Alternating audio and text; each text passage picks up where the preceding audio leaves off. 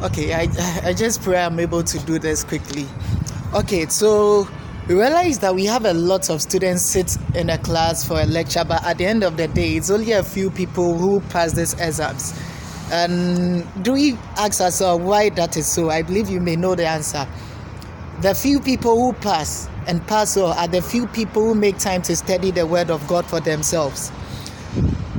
Similarly, there are a lot of people or a lot of Christians who attend church services, seminars and all of that, but we realize that we find ourselves in a generation where a lot of believers are being led astray by false teachers and false pastors, people who claim they've received so-called revelations in the word of God. Unfortunately, we do not have Christians who are like Bereans, who have the Berean attitude to study the word of God for themselves. So we attend services, and the services we attend are more or less like lecture halls, and we are lectured, and we don't make time after we've been lectured to dig deep into the word to confirm that whatever we've been taught and whatever we've heard is even true. And Paul told Timothy, he said 2 Timothy chapter 2 verse 15, it says study to show yourself approved. Believer, you need to study the word of God for yourself, to show yourself approved.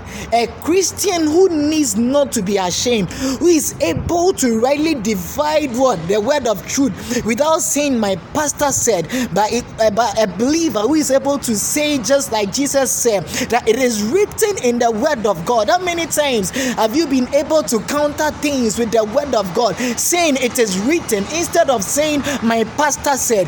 So if you are one of those Christians who are just following a church without you knowing the truth for yourselves, then I want to advise you that we're living in a dispensation where we have a lot of wolves clothed in sheepskin who are ready to lead people astray.